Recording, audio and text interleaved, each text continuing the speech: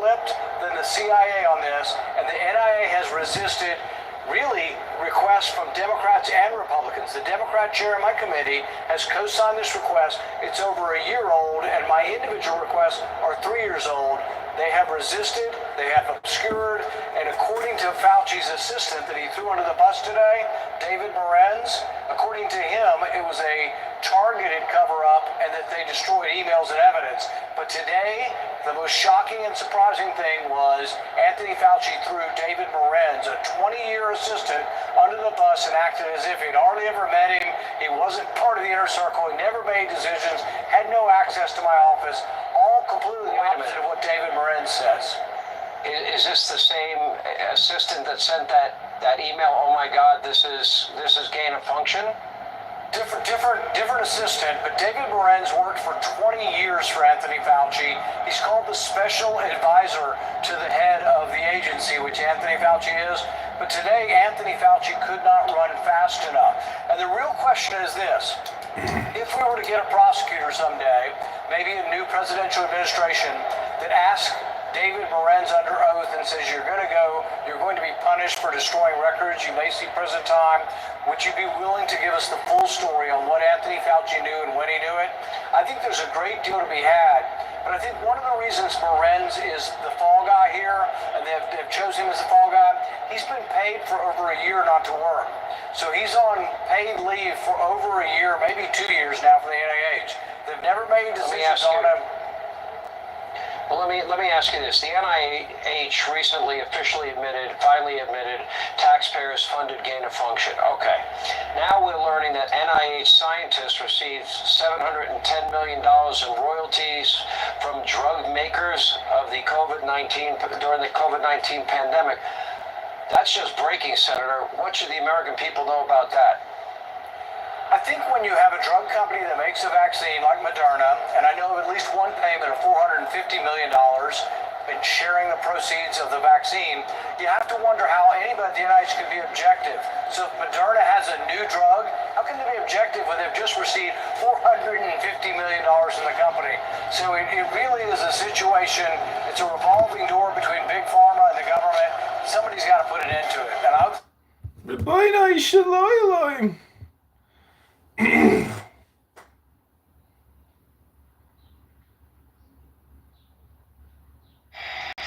there it is. Hey, Dr. Mitch. So, is this true that Hunter Biden's found guilty now? Yes. He is? Yep. Rabbi Shalom, there is a God. Well, let's see what happens. Probably just give him probation and a fucking wristband. Yeah. Does he have to serve time or pay restitution? Yeah, exactly. They're not going to do this. They're not going to do the sentencing for 120 days. Oh, there you go. Yeah, while he clears out of the country. The next calamity will hit. Well, believe it or not, he's scheduled to get his sentencing before the national convention. So it's not looking good. I don't know what to say. It's just a circus, right? He made a killing off the Ukraine deal, China and all that. He's just gonna disappear. That's all he's gonna do. Fuck him. He's gonna go.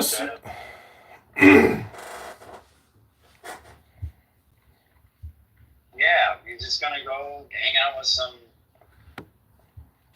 He's gonna do some hookers and blow, and everything's gonna be kosher for him. Everything will be good, I guess. Nothing gonna happen to him. Alex Soros is gonna send his nonprofit $10 million, and then he's gonna kick it up to the big guy.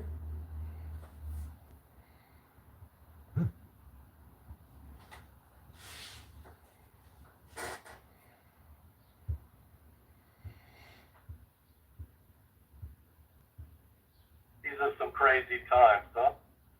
Yeah. So you got caught with the gun. You could get 25 years. These aren't crazy times, Dr. Mitch. These are great times for scientists who are discovering the secrets of health and wellness. Those Are you laws making protect fun of those me? people. People are always on me and my family. I'm such a victim. If you don't trust the scientist, you ain't black. My family's had death threats. Fauci, for your punishment, we put you in a chair, strap you down, and inject you. We inject you with all the vaccines that you submitted to everybody in the planet. There you go. All women. How many boosters? What booster are we at now? Let's just give it to them. Every week you get a COVID shot. Yeah. Seriously, let's see what his reaction is. Well, why don't the federal employees of NIST, the doctors who hold the royalty patents, who got $450 million from Moderna, why don't they give that up as restitution to victims of the vaccine? That's a great idea. Not just Moderna, everybody else too. What? You had Pfizer. You had what? Johnson and Johnson. And whatever hospitals that got kicked back. Yeah. Yeah, why don't attorney generals in Republican states like Texas or Florida arrest Pfizer executives and hospital executives that have blood on their hands? Because they're all on the same team, that's why. Yeah. That would be a good start. But now we got to deal with the food problem now. Which you're not even going to acknowledge exists. Eat your insects. You know, cicadas are brooding, and cicadas can be an excellent source of protein. If you've never tried a cicada before, just go to drfauci.com, and Bill Gates and I recently cooked up a cicada souffle. There you go. We have to inject the insect with mRNA first, though. Oh yeah, that means it. Yep, we got to get the proteins on that. Or we just grind up the protein powder and put the nanotechnology and grind it up with it. Hello. We need to PCR test all these mosquitoes and make sure the genetically modified mosquitoes are dumped at your local family barbecue. Mosquito burgers. So if you're all new to the room, thanks for coming. This is Dr. Fauci. Today's preservation of the human race has been brought to you by Pfizer.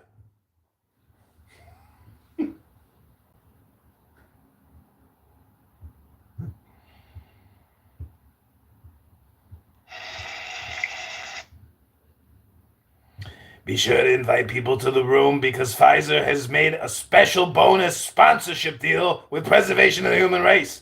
We've got a big message coming out, and we recently purchased a full-page ad in the New York Times. So please invite people to the room before we make the special announcement.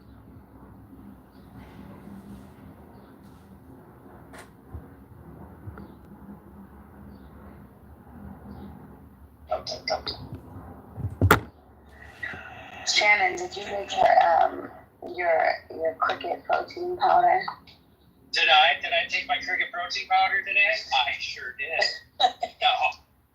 No, I had my juice bar. That's what I did. My celery juice, my apple, my carrot, my ginger, my lemon, my cucumber, and my what else? Parsley. Did I say parsley right?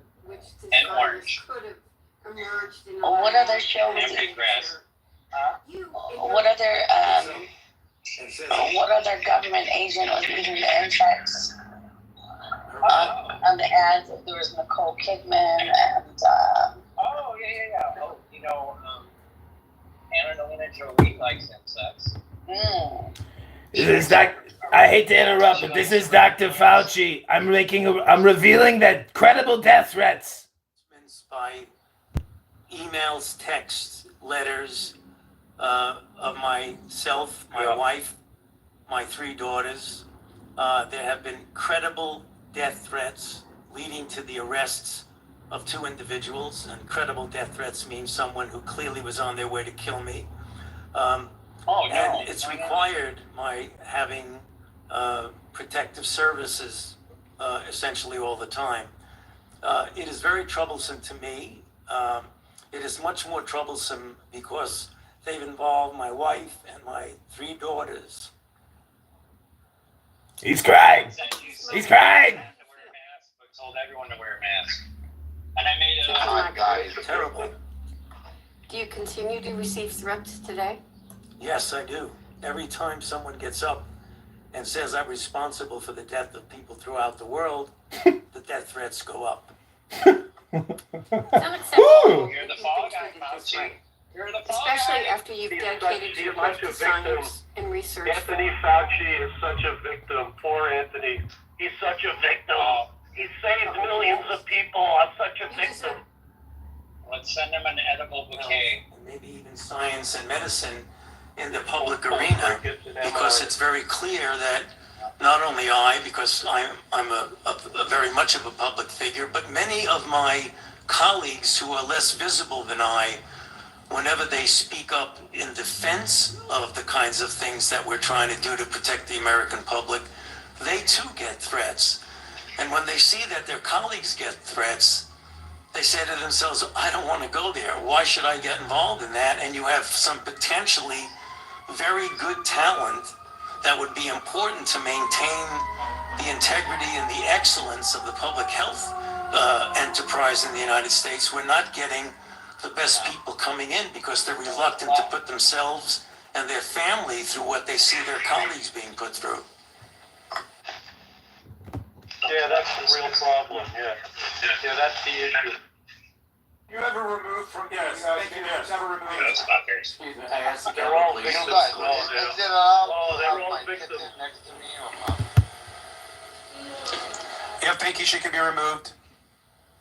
You can be removed, actually, you're not allowed to speak. Your time is Take your expired. Starbucks with you. Mr. Garcia, Mr. Raskin, you're out of line. Your times have expired. Now, Rick. Okay, this is called "You Failed Miserably." This is when Fauci gets roasted in Congress. Nice, Dr. Jackson from Texas. This was posted For 5 minutes of questions. Thank you, Mr. Chairman. Dr. Fauci, I have to say, I, as so many Americans, am deeply disappointed in your actions during a critical time in our nation's history while you were in key leadership roles as the director of the National Institute of Allergy and Infectious Disease and as the chief medical advisor to President Biden. Put quite simply, you failed miserably, in my opinion.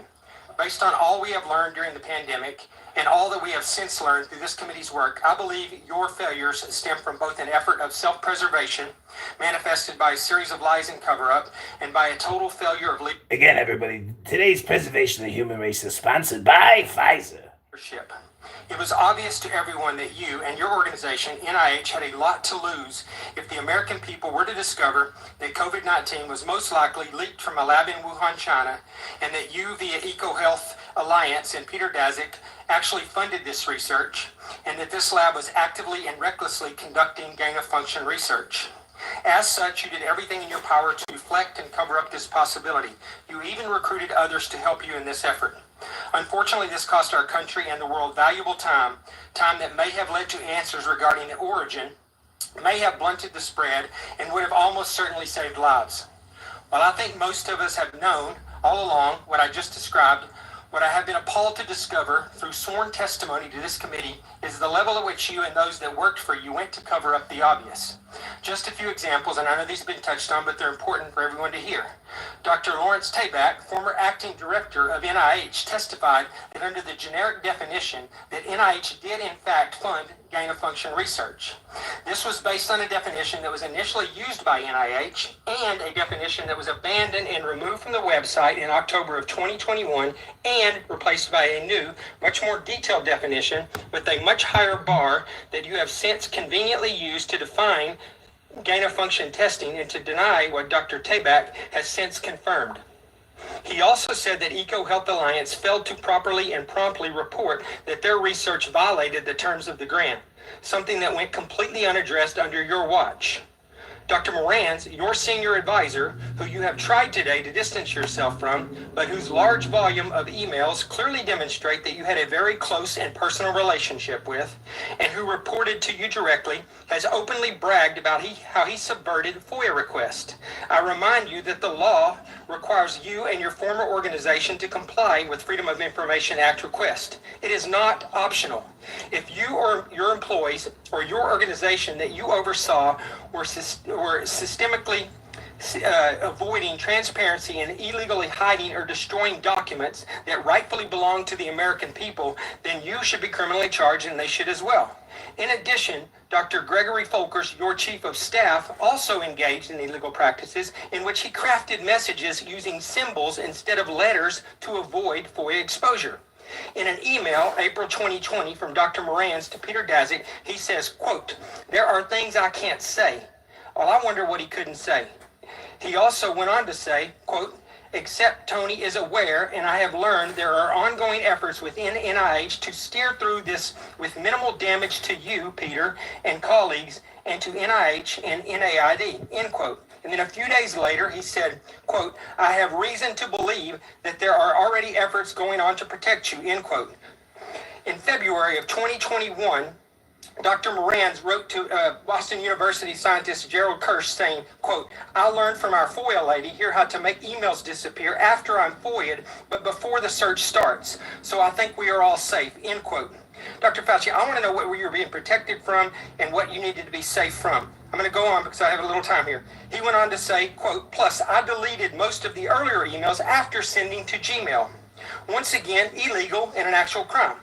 Dr. Morans noted in another email to Dr. Kirsch saying, quote, I learned the tricks last year from an old friend, Marge Moore, who heads our FOIA office and also hates FOIAs," end quote. It is absolutely amazing to me that Dr. Morans and Marge Moore still have jobs and taxpayers are still paying their salaries. Dr. Morans wrote to Dr. Daszak in April of 2021, quote, "P.S. I forgot to say there is no worry about FOIAs. I can either send stuff to Tony on his private email or hand it to him to work or at his house. He is too smart to let colleagues send him stuff that could cause trouble." End quote. Apparently, you neglected to surround yourself with equally smart individuals. Dr. Morans wrote to another collaborator, Peter Hotitz, in June 2021, at Baylor College of Medicine, that he had deleted all his emails related to COVID origin when, quote, "the shit hit the fan," end quote. He said, quote, "I feel pretty sure Tony were too. The best way to avoid FOIA hassles is to delete all emails when you learn the subject is pretty sensitive." In October 2021, Dr. Morans wrote to Peter Daszak, quote, "Peter, from Tony's numerous recent comments to me and from what Francis has been vocal about over the past 5 years, we are trying to protect you, and they are protecting their own reputations as well," end quote. I'll just jump ahead. The American people can rest assured that we are going to continue to pursue answers, and we continue to push for full accountability from you and your colleagues despite continuing efforts to try to cover this up. Dr. Fauci, history will not be kind to you, and you will be known as the man who put his personal interests before the interest of the American people, the very people that you were supposed to be protecting. Your actions, along with several others we have had before this committee, have completely eroded America's trust in our public health system and the agency that you represented for half a century. With that, I yield back. Gentleman's time has expired, and now we're... Boy, nice shalom.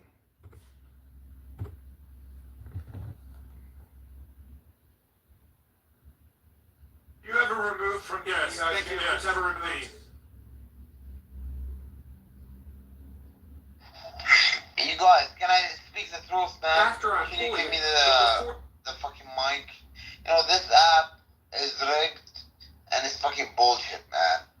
Fuck this shit. Fuck it. It's bullshit. I'm telling you the truth, guys. Once you speak the truth, something happens. Just be careful. FYI. Be careful. You know, everybody needs to go get vaccinated. If you haven't been vaccinated yet, if you don't have your booster, today's preservation of the human race has been brought to you by Pfizer. I'm too drunk. That's okay, go ahead. Yeah, but stop saying this shit. Stop being racist, bro. We all fucking bleed the same blood. Stop being a media product, man.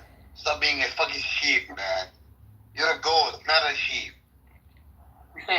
You're a goat. Yeah, I'm a Capricorn. Goat cheeseburger. You know. Yeah. I love goat meat as long as it's not vaccinated. Fucking no, I am fucking vaccinated 3 times. Like you are? Yeah. In Saudi Arabia, we had to do it, otherwise we cannot go to war. We're not like you guys. You have constitution and you have rights. Wait a minute, they forced it on you? Wait, they forced it? You don't appreciate that, guys.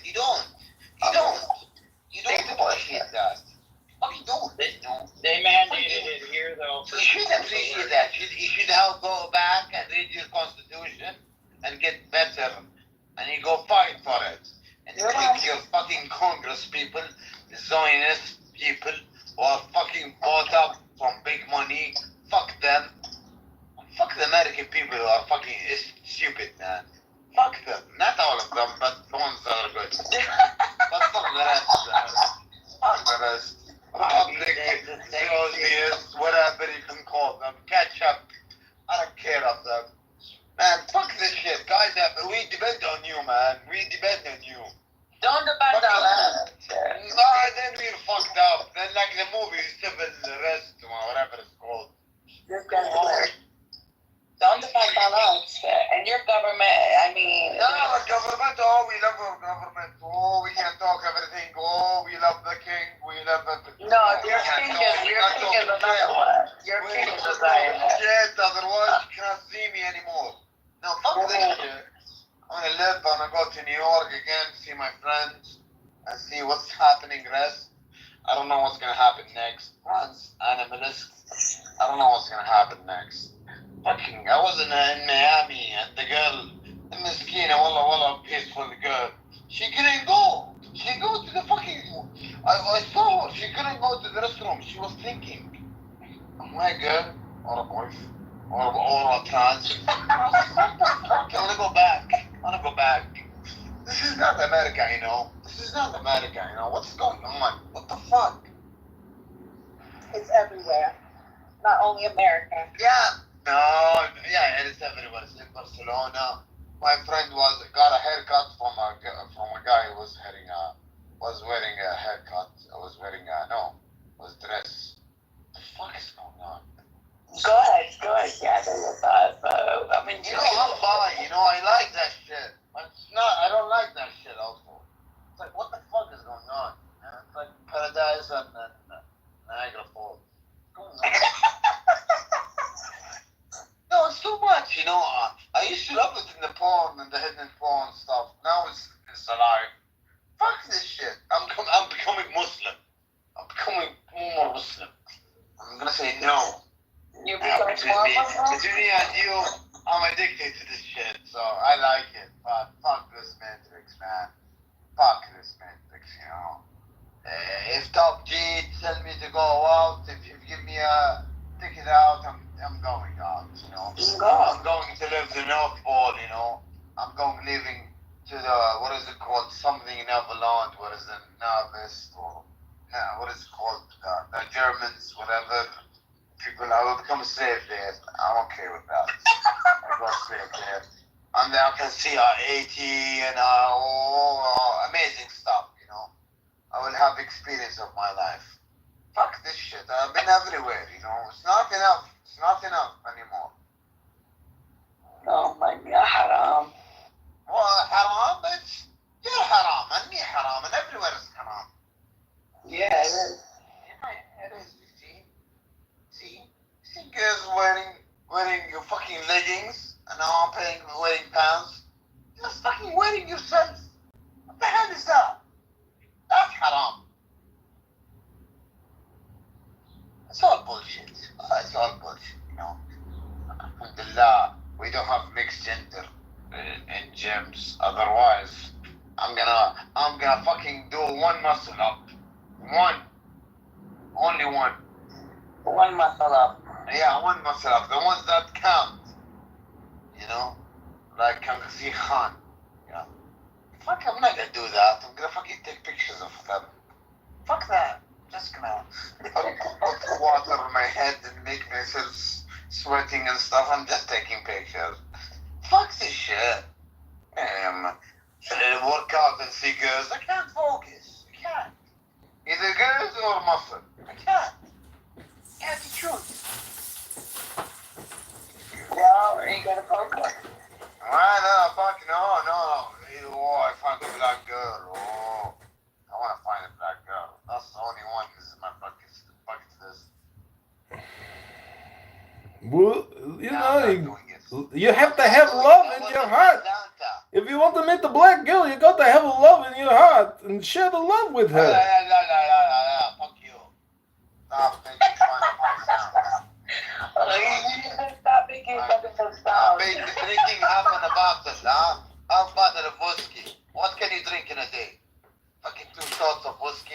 Fucking pussy. Oh, how much can you drink cheeseburger? You I pussy. can drink 4 bottles a day. Very easy. Haram. Not haram. That's a lot of liquor. It's not haram, don't you? Well, actually, you're right, you know. After a bottle, you're haram. But fuck it, I can talk to them. I can talk to them.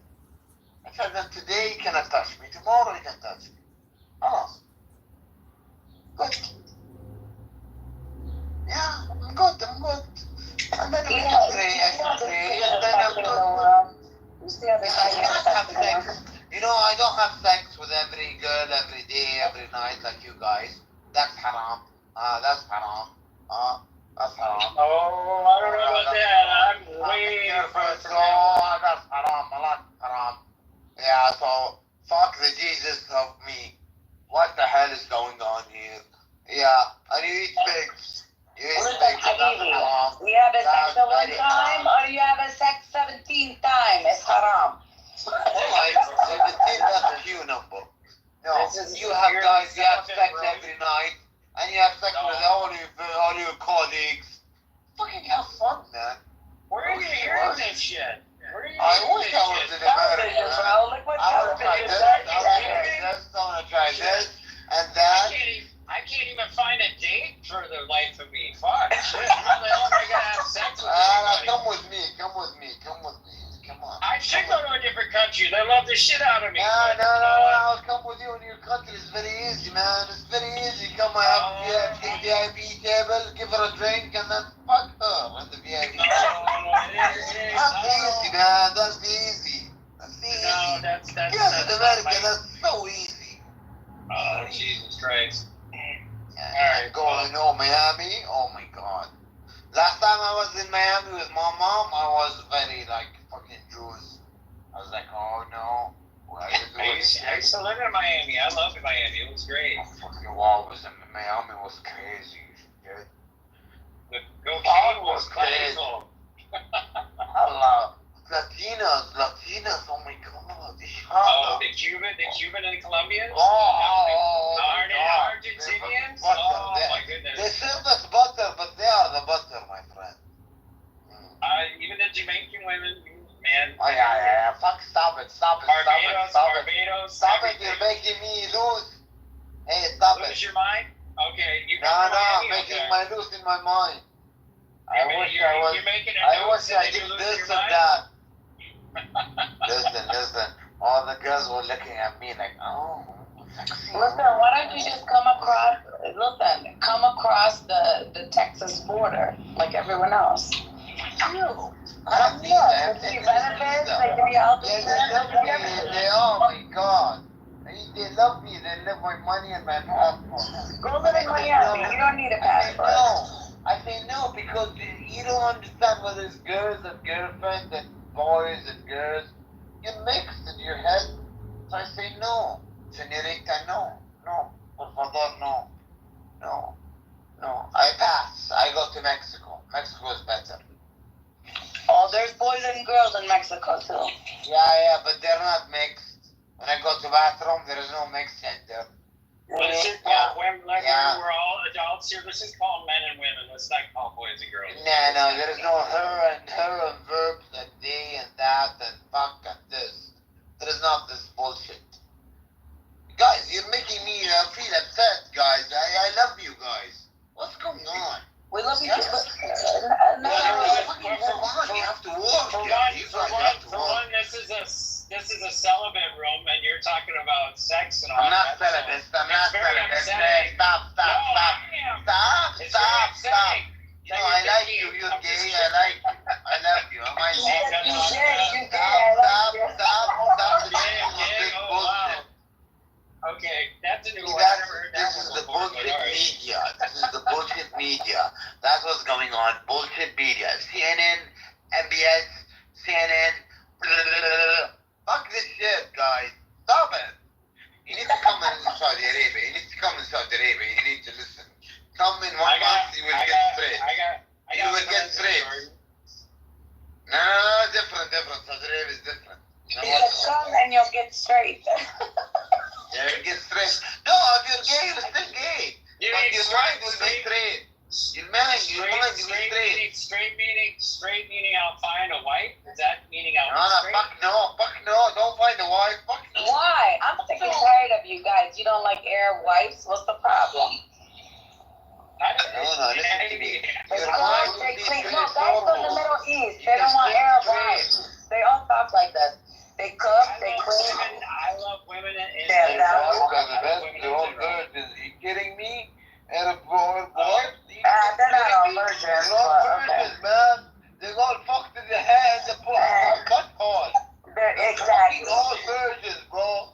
The virgins on the front, not in the back. Yeah, none on the back, yeah. See? I like you guys. Yeah, guys are amazing, wallah. You're all amazing, wallah. That's why I like Americans, you know, they can talk back and forth and we can. Okay, I'm afraid now China and Russia is gonna fucking rule the world. What's gonna happen? They're gonna eat my kidney? Fuck this shit! If they rule the world, yeah, they're gonna outlaw liquor. What are they gonna? They're gonna outlaw long pussy. No, not long dicks. You know? Oh my god, they're gonna cut my dick. Oh my god. Is there moves to cut my dick to make it shorter? So I can make them like same. They might be racist, bro.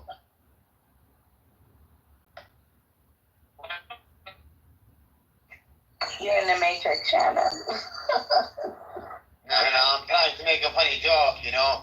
I'm gonna make some kind of dick move, massage or something to make my dick smaller. So I'm gonna be the same with them. So then they're not gonna fucking kill me.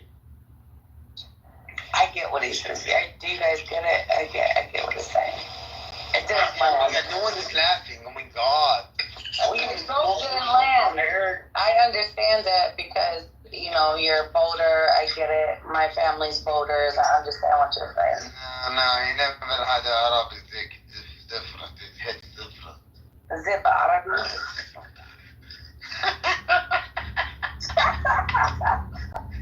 You better be recording this, Republican. This is fucking gold. I had a Persian girlfriend one time. That was. Wallah? Yeah. No, Arab sex is different. It's like, I love you, baby. We don't stop. We don't stop. It's like fucking put a movie, man.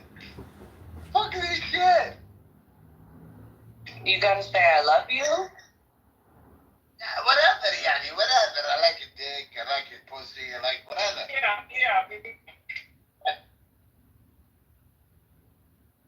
Oh my God. As long as it makes you happy, you know. Yeah. Well, some people, the same piece together, it makes them happy. So what's your problem? No. Arab dick is different. It hits different. Last time I had sex with a girl in Manhattan, fucking she smashed my ass, man. What the hell is going on? I did not pay for that. Did you hear what he said? She smacked girl in Manhattan. She smacked his ass. That's a risk. She smelled your ass? She slapped his ass. My ass. Wow. She smacked it or she smelled it? That's what I thought. Because I was making in the mood, man. In and out. So she smelled your ass or smacked it? Which one? Smacked it, bro. Really hard. Smacked it. Okay, I thought you said smell it. I was like, whoa. I was like, she wish. That's extra $50. $50? $50 for her to smack your ass? Yeah, you better not ever claim to ever be a Muslim again. You're having sex with $50 hoes on the street in New York City. Fuck you, 50. No, I think with it. Oh, what the hell? No. I pay escort. Like around escorts don't charge $50. Hey, listen to me. Listen to me, You're my lucky love. she didn't put her finger up your ass. Then you really be Guys, you guys, this is what's going on in mass media, you know? All bullshit. All bullshit. Bullshit, go out the fucking door or the window. No. We need to change the title because this is a big I pay at least $500 per hour, at least. New York is smacking ass. We slapped the back. We didn't like it. I call for VIP escort, at least. At least, man. I don't do that bullshit, man. My old friend of mine started the company Arrows. What's that? Escort? Yeah, No, I always go and I post in the media. Started in Vegas. Escort, VIP, all the best. I look for the best and richest girls. Sometimes you're supporting a fucking Diddy. Come on, man. Why? All right, everybody, this is Dr. Fauci. I want to thank you all for coming to the Preservation of the Human Race. And today's preservation is sponsored by Pfizer. From Saudi Arabia, she's gonna think me, thought me I'm terrorist. Fuck this shit. Fuck this shit. Saudi Arabia, man, bro. Fuck this shit. It's not my problem. It's your CNN problem, man. It's not my problem. I'm gonna have sex in New York. He loved the sex in New York. And she comes, listen, she comes with her high heel and... Miami was better. Oh my God. Yeah, I know. Miami was better. Blood, good, You know what the thing about Miami is that the women models did not go out with the male models because most of them were gay. So guess what? Yeah. They just hung out with us regular chaps. Well, yeah, I mean, they get big money for that. Yeah, bad boy. Yeah, I know, bad boy. Yeah, I know. Yep. Don't give a shit, man. America's Sometimes they wanted some sort of. No, you want Arabic dick. Wallah, Arabic dick is nice, you know. It goes in and done.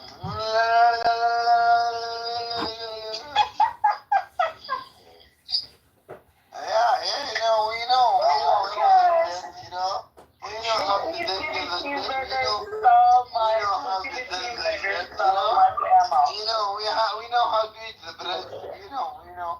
Oh, you know how to eat bread? It's easy, it's very easy. Oh my The God. problem is leaving her. That's the problem, Oh, you fall in love. You can't fall in love with the hoes now. No, the problem is I don't know if she came or not, Oh, well, that's another problem. That's my problem, that's my problem. But if you're paying, technically.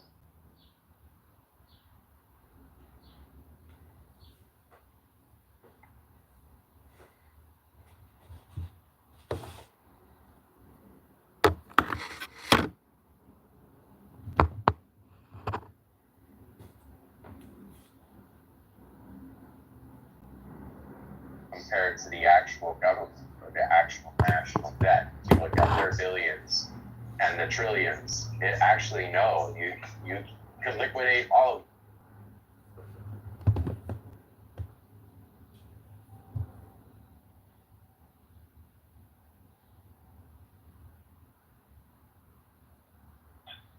we the people look at this and say to ourselves, we can't do this in our own home. Why are we allowing our state and our federal government to do the same thing? Why are we allowing it to even happen? Now, obviously, this thing has gotten so out of control because, to my knowledge, you guys correct me if I'm wrong, the only place that you go in 4 years to become a millionaire is Congress. Am I right or wrong? Silicon Valley. Well, I mean, yeah, you're right. I mean, the bureaucracy of the government, has made it very difficult for small businesses, for people that want to start a business. The regulations that are out there today, and the only people that benefit are the corporations that are already sitting pretty entrenched in our economic system, who aren't going anywhere. And their job is to beat back any competition. They get a whiff of that, they come in and they shut you down, they buy you out, they bully you. And so, yeah, I think they're one and the same. I really believe that they're one and the same. And they serve them, they don't serve us. They serve those board members. You know, we've had an issue with Congress people selling and buying stocks around their legislation, and there's no laws to defang that. I'm not privy to that information. I'm betting on the other side of a lot of that legislation before it even hits the light of day, right? But they get an opportunity to go make millions off of their stock portfolios with this privileged information. So, you know, again, I mean, are they really serious about beating back the debt and the deficit? Or are they more interested in lining their pockets and keeping rich people richer and these corporations without any competition? That's how I see it. I mean, look, I don't think either major party is interested in paying down the debt or paring down what we spend. I mean, to a certain degree, we have some financial expenses that we're not going to be able to pare down. Again, debt is going to be one of those things we're not going to be able to pare down in that way. We have to pare down actual spending in order to pare down the debt.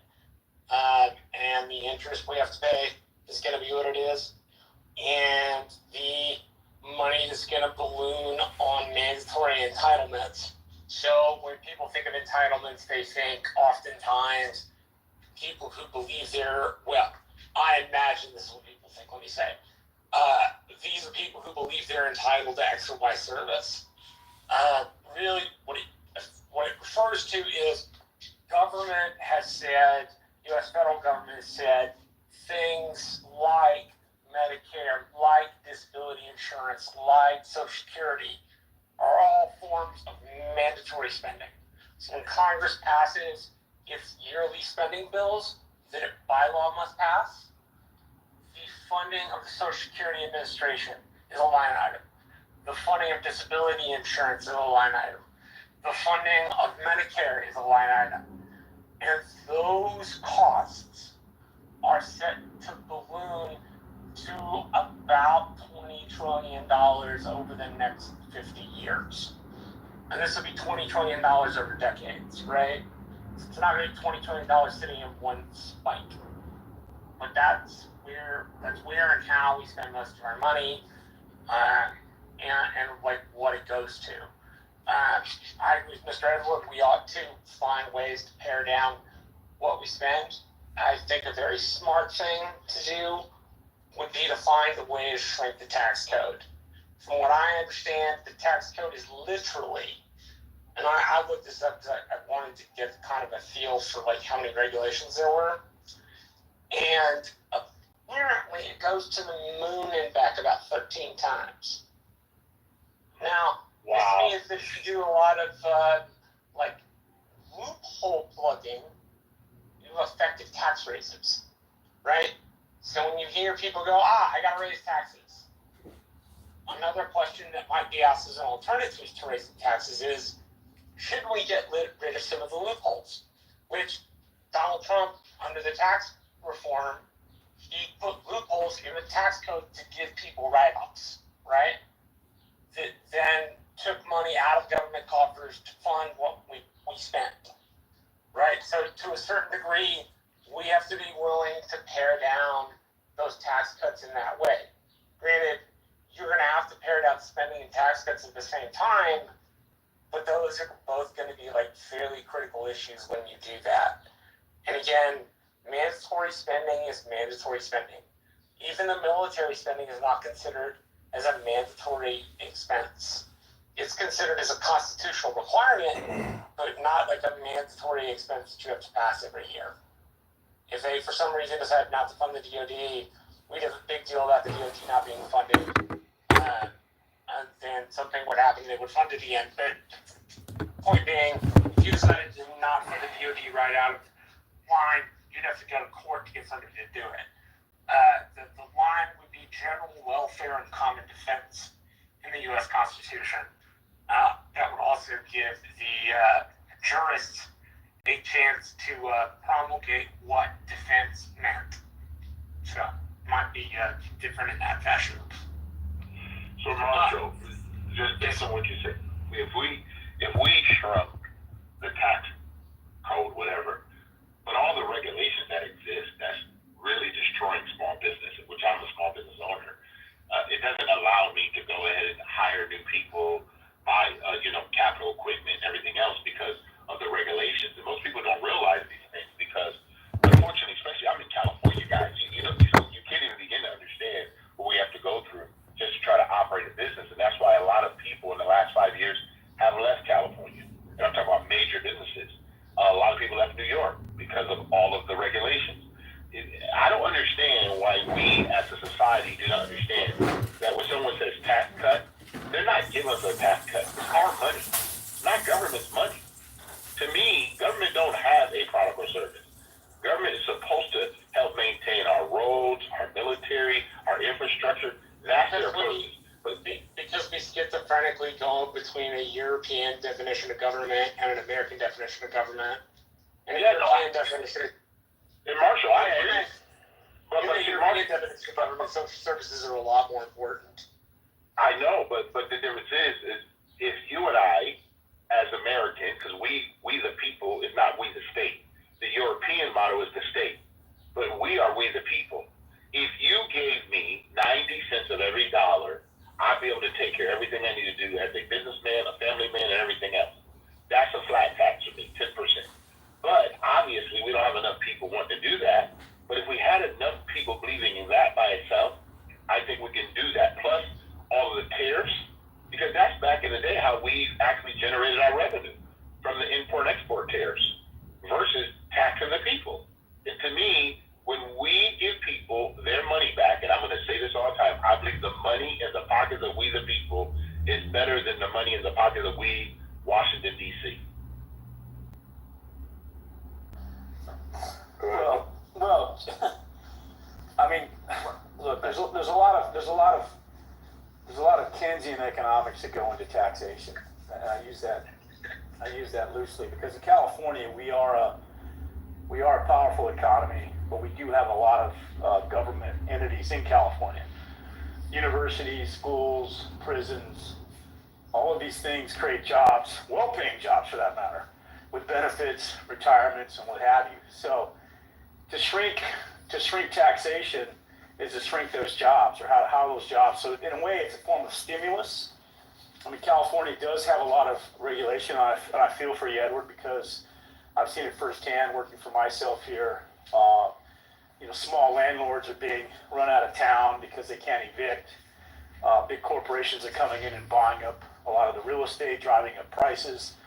So there's an element of that is making California way more untenable a place to live than the past 20 years. I've seen this place change. So, and I think the state's got to correct before, it becomes a state where they're running balloon deficit or they're creating more spending than they bring in. And we've always been able to rely on Silicon Valley and all these great jobs that Apple, Facebook, all these companies have been able to provide. But you can still starve that. You can still create policies to keep that taxation. But those jobs don't go away because you can't just fire people in California that work for prisons, that work for universities. These are protected jobs. So you have to have a healthy private sector to maintain all of that. And, I agree. California, as important as it is to the union, has got to get their policies in check. David, we lost $20 billion. $20 billion in one state. One governor. I know. Come on. I mean, how can we do this? If my company lost, $1 million, I'm done. There's no more company. I mean, what are we talking about? We don't, to me, the state of California. There's no way to absorb the cost. Montano, it seemed like you wanted to say something earlier.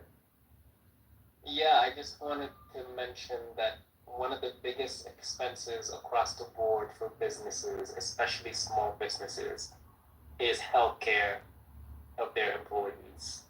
And one of the things that higher taxation would do is fund healthcare.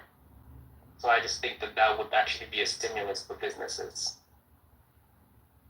Yeah, I think it could be. That's not my highest cost, but that's not my highest cost.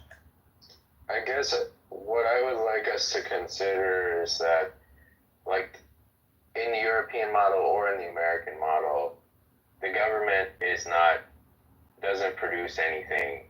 It's, it's kind of a fundamental perspective, I guess, or a fundamental take. Like everything that the government is buying with the tax money must be produced by the private sector. And to the degree that taxation or other policies reduce the productivity of the private sector, no amount of taxation or whatever can make up for that. All of the resources, all of the goods in the society have to come from the private sector. And this is like, I don't think this depends on your model or whatever. And I think we lose sight of that when we say things like, when we imagine, for example, that, I don't know, the government providing healthcare would be a stimulus. Well, the healthcare has to be paid for one way or the other. And if you pay for it with your taxes instead of paying it out of pocket, you still had to pay for it. So nothing really changed there. It's only if there was some change, somehow the economics were different because the government was involved, then not would that be the case, I guess. But for most things, when you involve the government, the overall costs will go up, not down. The government is not the most efficient way to accomplish some or another goal in terms of resource allocation, production, or something like that. For most any public good, the most efficient way is the private sector, which is why the most productive and prosperous and well-to-do societies have such strong private sectors. And Jason, I think that's where you and I both agree that when the public sector becomes, when the public sector becomes a burden to the private sector, then we defeat the purpose. And to me, that's where I'm looking at. When do we, as the private sector, really get a say? And like you said, we have all these lobbyists and people. Are we really helping the person or the people in the private sector sustain this massive, what I call out of control organism? Like I always say, just because something big doesn't mean it's healthy. And I can't even tell you where the pain is, but it's everywhere. Yeah, so I'm going to do something for all those who are unaware. Tiger, I'm about to come to you if you are available. So, for those who are unaware of Tiger, Tiger is from China. He is a avid Chinese patriot and wants his government to do very well and wants to engage well. Now, the specific thing I'm thinking of in my head are the corruption purges in 2014 and in 2016 under Xi. And the reason I'm thinking of these is because we were talking earlier about corruption. And I am more curious, for those who are unaware, Tiger is unabashedly pro-China, and we should all be big enough people to let him have his view without being assholes about it. So really what I kind of want to get from you is when you listen to the American argument about government not necessarily being effective, not working well, and when we come to these things where folks are going, well, like so-and-so is corrupt, or the political parties themselves are corrupt, in wake of the anti-corruption purge, then do you feel like China handles public corruption on a scale in their nation better than America does? If so, in what ways do you feel like China handles it better? And for those who want to yell at Tiger, please do not. I'm asking very specifically because I'm curious of his very pro-Chinese opinion on said subject. I don't think China handles corruption better than America, but I think China defines corruption much better than America, because in America, corruption is written in your code. Your entire military industrial complex, your entire lobbying industry, that's legalized corruption. Your entire defense budget, I would say, at least half of it is being wasted in corruption, and that's entirely legal.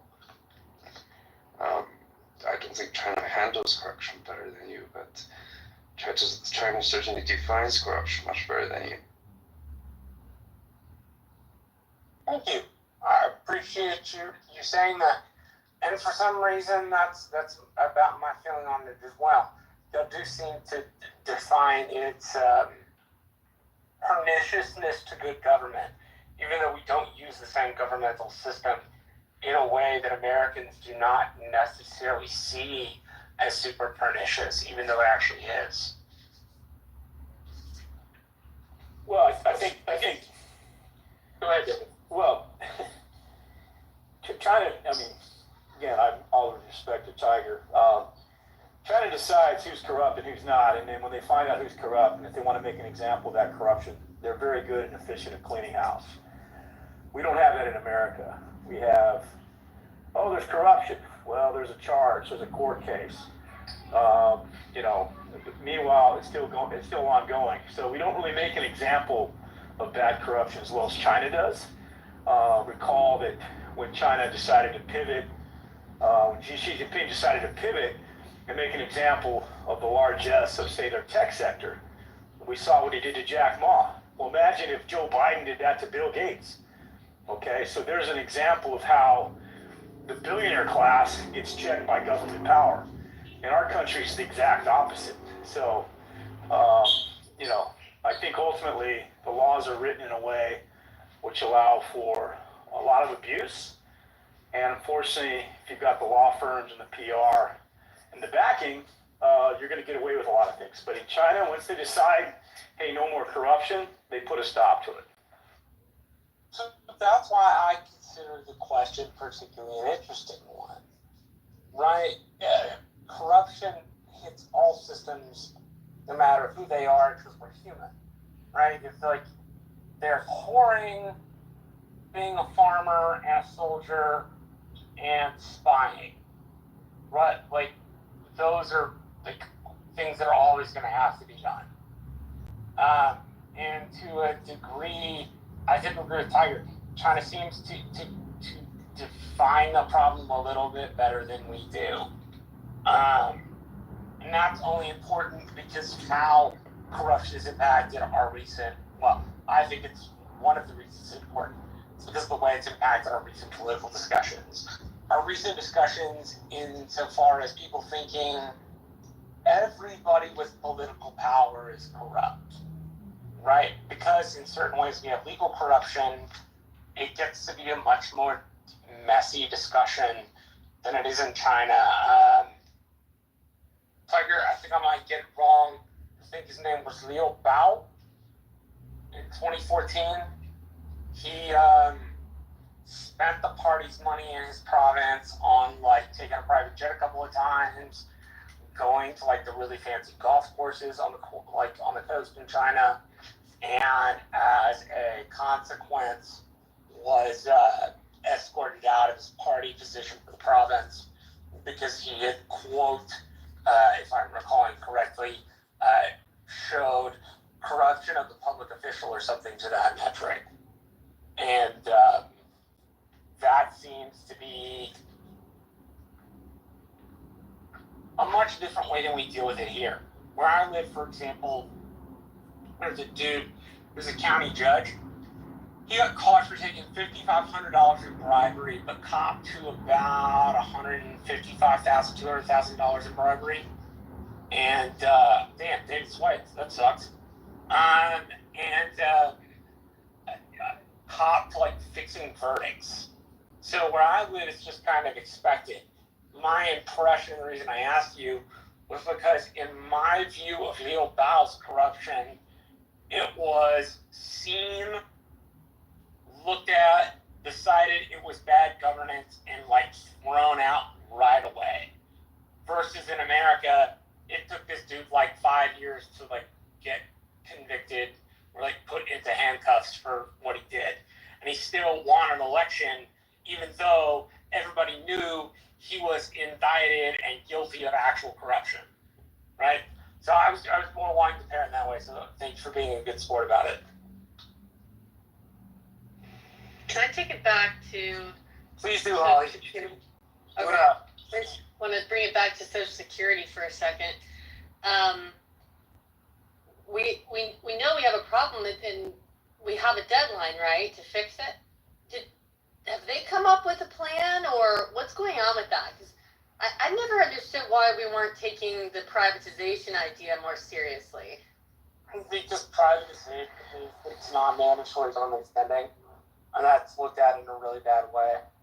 Right? Look, I think there should be some private Social Security models, but the chief wish for Social Security is a government program, and at least a part of that argument, it's an anti-New Dealer argument in terms of how Republicans have approached it, which just, I mean, it's maybe a little bit. Go ahead. Well, recall that it was President George W. Bush who was pushing to privatize Social Security, and he was putting forward that idea.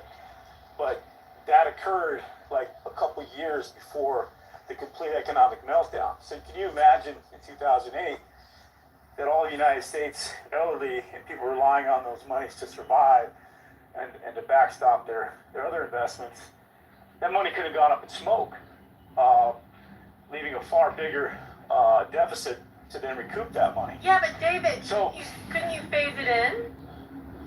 Well, what I'm trying to tell you is the financial sector wanted to privatize it, right? They hadn't seen a dollar that they didn't think they could invest better than everybody else. My point is the sacred trust. This is a sacred trust that was built to make sure that the government could provide some modicum of help, standard of living, for our elderly who no longer can work. And it's bad enough that many elderly lose their money in bad investments. They get scammed.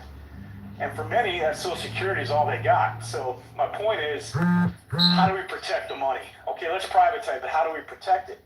And how do we make sure that the seniors don't lose, right? Can you insure it? Can you do like a reinsurance?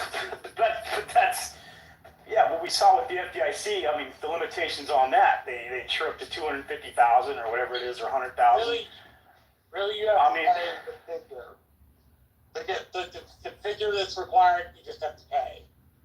Right? Like, to some degree, this is, I mean, love Roosevelt, hate Roosevelt. This is a piece of Roosevelt's New Deal, and it's expected by people that it's a governmental trust, not a private trust. And I think that expectation in particular is one where Americans get out of sorts about it. But we also need to, again, accept the fact that we borrowed $4 trillion from the trust fund.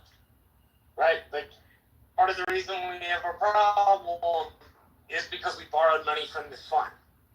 And so, I mean, chickens are coming home to roost.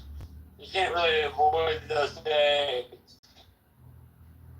Marshall, I think you're in, but it seems like, I mean, we've got some data on this, but right? Like Sweden did partially privatize in the 90s. We got Chile, who I think is completely, I guess theirs is partial as well. I mean, I'm sure there's others, right? Bolivia, Mexico, I don't know how theirs programs are, but anyway, there must be some data points. I just think it should be on the table. I think we should. I mean, it seems like the way we're doing things, it's not.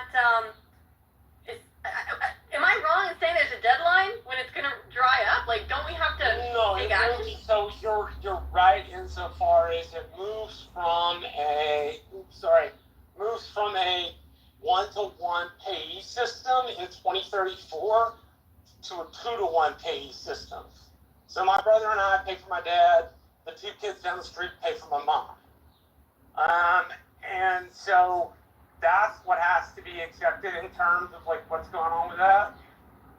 It's like, that's what's going to cost. It is what it is. Wait, you're saying basically our taxes towards Social Security will have to double to be able to keep paying for it? Something along those lines, yes. The Republicans and Democrats over about 15, 20 years spent about $4 trillion out of the trust fund. The lack of that $4 trillion is what is keeping us at a place where we've moved from a 1-to-1 to a 2-to-1. Essentially, had the $4 trillion never been borrowed in the first place, you wouldn't have a problem. But shouldn't be paid back with interest back into the fund? I mean, doesn't there? It should. And a law that's well, it should, and you find Nancy Pelosi and what was his name? Steny Hoyer. There we go. Good old dude. Well, or that it was intergovernmental loans, baby. Well, the problem is, if it's an intergovernmental loan, then we shouldn't have a 2-to-1 PE problem. Well, we have a 2-to-1 PE problem because it wasn't an intergovernmental loan. They took the money out of the fund and they spent it, and then they were like, we need more money. Let's figure out what, like, fancy legalese way we can describe this to people. Did we use the money that we shouldn't have used, and now they're screwed? Well, the other concern, obviously, is when the Social Security laws were enacted back in the New Deal, Americans weren't living as long as they do today. The forecast of, let's say, an average American then, I believe it was, 65, 67, 68. And so you could like up to 61, and the average life expectancy was 62 and a half, or 63 years old in 1932. Okay, yeah, I mean, I don't have the figures in front of me, but my point is that Americans are living longer and longer, and it's kind of like a Ponzi scheme because it only works so long as you have a big chunk of Americans paying into it, and the baby boom generation was the largest. Yeah, you have to raise the cap. Well, yeah, I'm saying, but a lot of these workers today in America are gig economy workers. They don't make the money or have the upside that yeah, the boomers dude, had. I'm 33. Nobody of my generation is going to get Social Security. If Well, I I mean, promise that your generation will get the end of, but my generation won't see a fucking dime. Yeah, well, we don't know that. I mean, obviously, there's something, things could change. But my point is, I know that I expect the federal government to massively screw up all the time, and they always meet that expectation, unfortunately. No, we are not getting Social Security. We are not getting Social Security. That's been a reality for at least 20 years. So if you guys believe that, why would you not, or are you open to the privatized idea or some other idea? I mean, so look, I feel like if you can keep the promise for bringing private money in, that's fine. But the actual promise can be looked at two ways. It can be looked at way number one, as FDR was three ways. FDR was genuinely interested in looking at people who had less money and were at the end of their lives and particularly in time working. Or he could have believed that it was simply opportune and political, and he did it so that you really could not cash into the program, right? Because everybody got it at 62, you could only do it at 61. Or a combination of political realism and the understanding that poor people needed it, poor adults needed it because they just didn't have a way to, be together and preserve essentially what FDR talked about as dignity for folks. Essentially not having to be a person in your 80s starving. Well, the other thing too, Marshall, is that Roosevelt levered the fact that there were so many people out of work, there was so much destitution in this country. Yeah, we were not around. Marshall, can you let him finish the sentence? Well, yeah, dude, sorry. No worries. No worries. What I'm trying to say is he went to his rich fat cat friends and he said, if you remember, the corporate tax rate was really high back then. I think somewhere around 90% or so. It was really high, really, really high. He said, unless we find a way to change the cash register, get money moving, the velocity of money moving back into the American people's hands, they're coming for us with pitchforks. And you also had, powerful movement. The communist movement in America was really strong at that time. You had a lot of movements afoot because the destitution was just so massive. So my point is that we're not there today. We don't have those same realities, although who's to say that it could possibly come to that. But my point is that we understand that the rich today, they're calling this kind of the Gilded Age, with the amount of families in America today that control upwards of, you might know the figure better than I do, but like more than 50% of the wealth, the top 1% or something like that. So there may be another reckoning that has to happen where we figure out how to unhinge this wealth in a way that can be distributed in a way that is earned, but doesn't create the massive disparities that we have today. And I'm open to ideas about that. But I think ultimately, if this trend continues down this path, you're going to be a lot of people checking out of work. I mean, not to go back to Tiger, but in China, I understand that they have a policy of 996. People work from 9 a.m. to 9 p.m. 6 days a week, and a lot of the youth are checking out of that.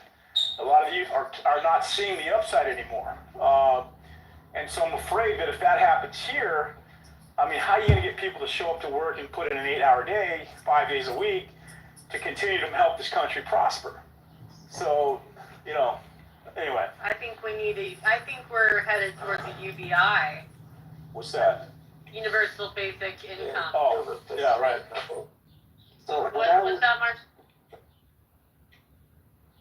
I mean, I don't disagree with that. And also, to jump back to the idea of privatization, that would just mean the people who can afford it will get it, which most of us can't.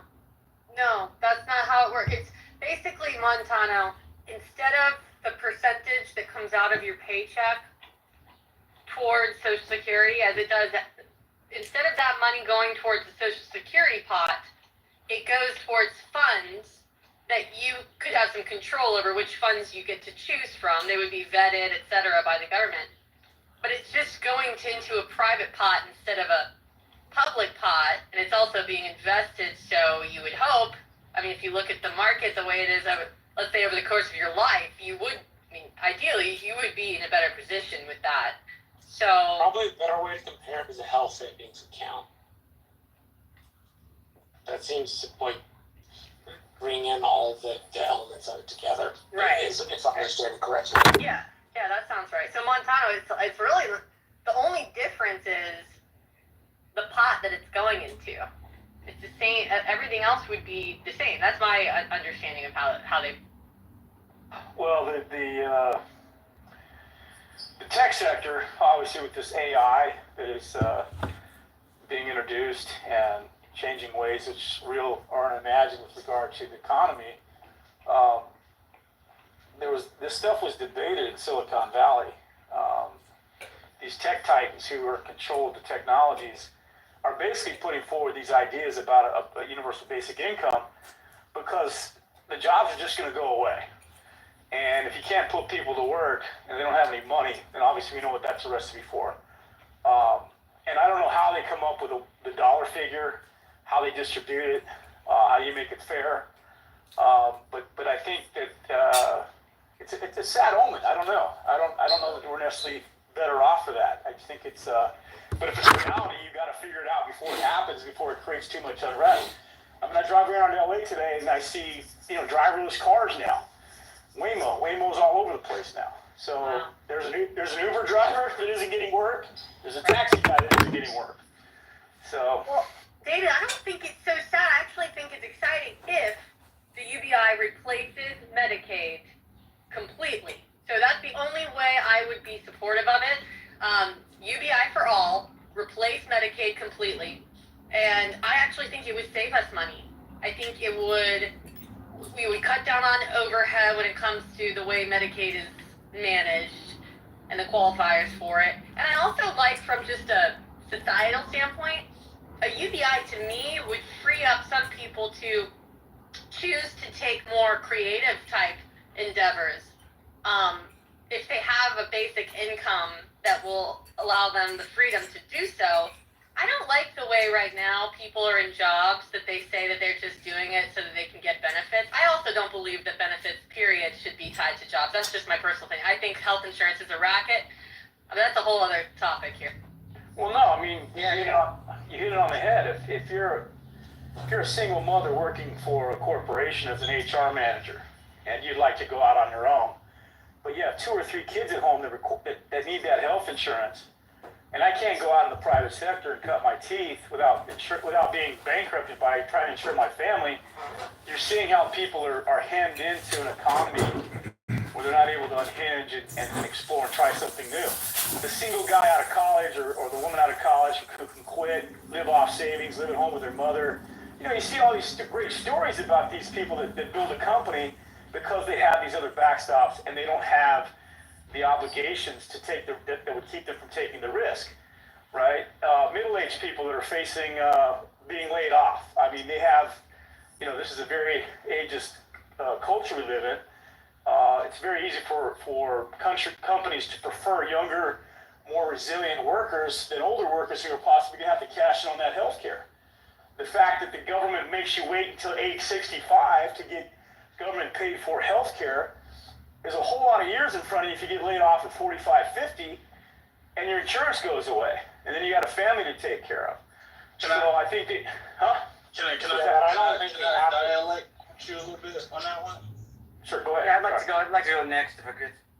Yeah, sweet. So, David, I don't disagree necessarily with what David's saying, but the premise of what he said was, you know, a single mom or something like working, you know, as an HR manager at a corporation or a company, and she wants to go, you know, in the business for herself. She kind of can. That alludes to you being able to make, you know, the best decisions for yourself from the jump. You know, i.e. just keeping yourself out of the realm of single parenthood. That's a big one right there. That's a big one that will jack a lot of people up and have a lot of people shaking and waving their fists at the quote unquote proverbial system, rather than, you know, being perspicacious enough to be like, okay, if I didn't put myself in this situation, I would have, you know, that leverage still. I have friends in the same, you know, 'cause I'm 28, right? So, like, I got friends, you know, some are free enough to do kind of whatever the fuck they want, and then I have some that are kind of living under that thumb of life, was where, like, oh, I have to show up at this job, I have to get those benefits, I have to do this, you know, and it just ultimately, when I examine it, you know, at face value, it comes down to kind of like what personal choices you're making in your life. Same thing, I have to say this to a lot of, like, people in my own community, being a black man. It's like, dude, at the end of the day, like, that's one thing I can appreciate about Gen Z and Gen A is they're not really, you know, buying into this whole, you know, we're victims and shit of some type of oppression. You know, Gen Z and Gen A are about to be the most conservative group of motherfuckers that come to the country in the last 100 years.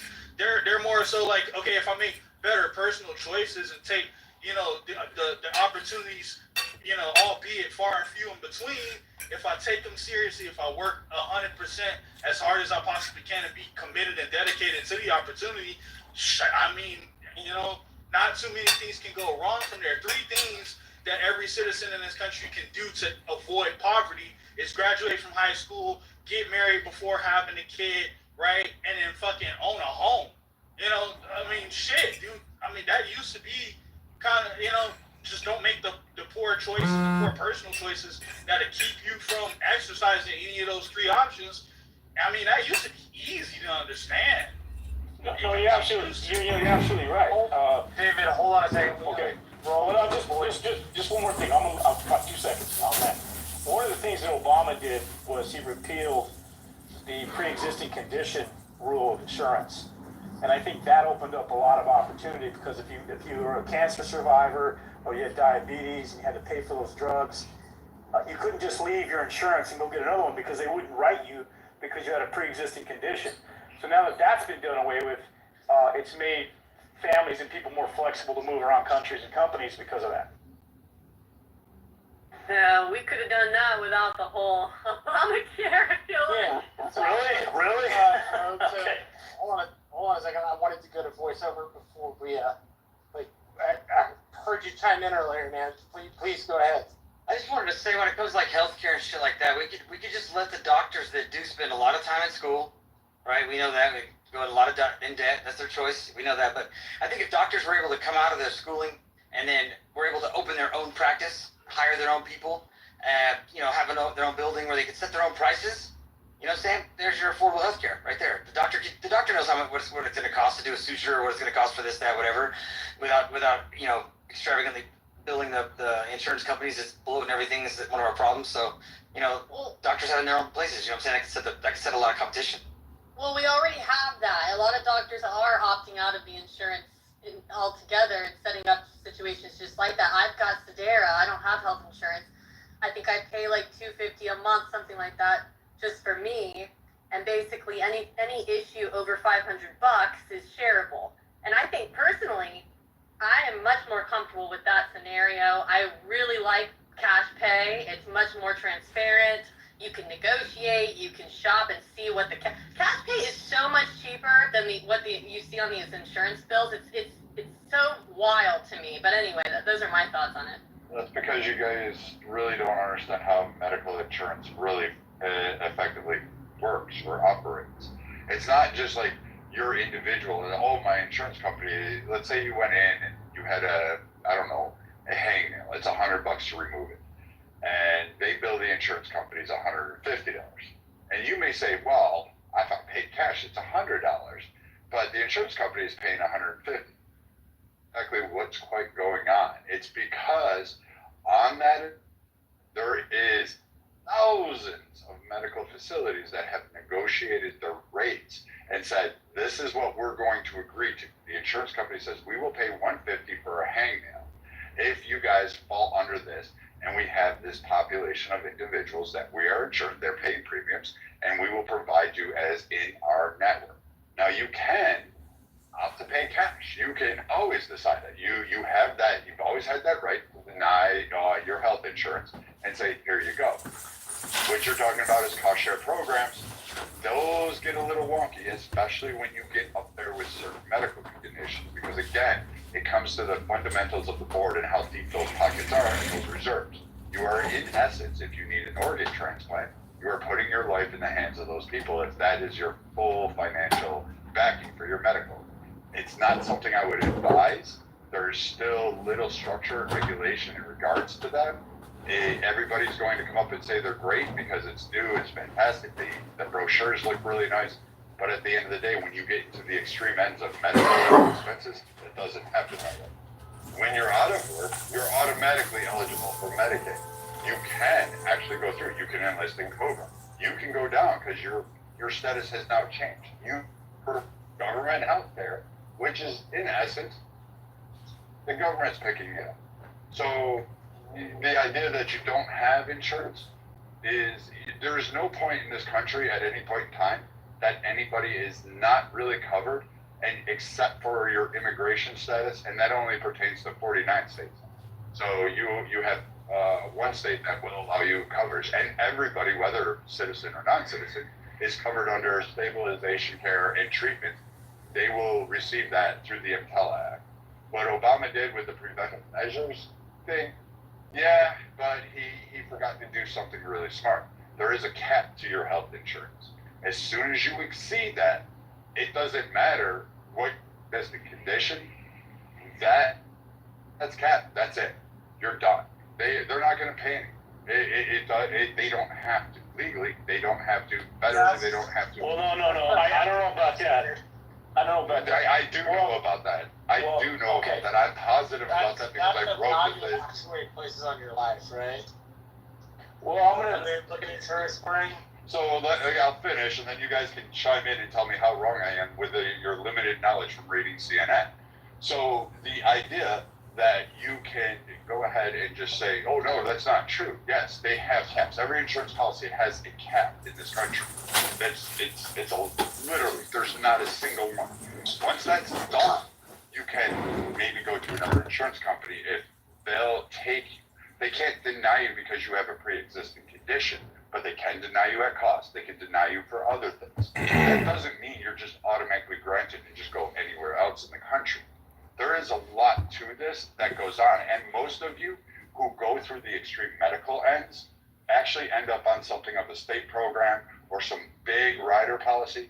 The best plans we have in this country right now are self-funded plans that exist with the employers actually paying for your medical, and they go get something called reinsurance, which actually backs that population for those massive medical expenses. And those come at a premium as well to the employer.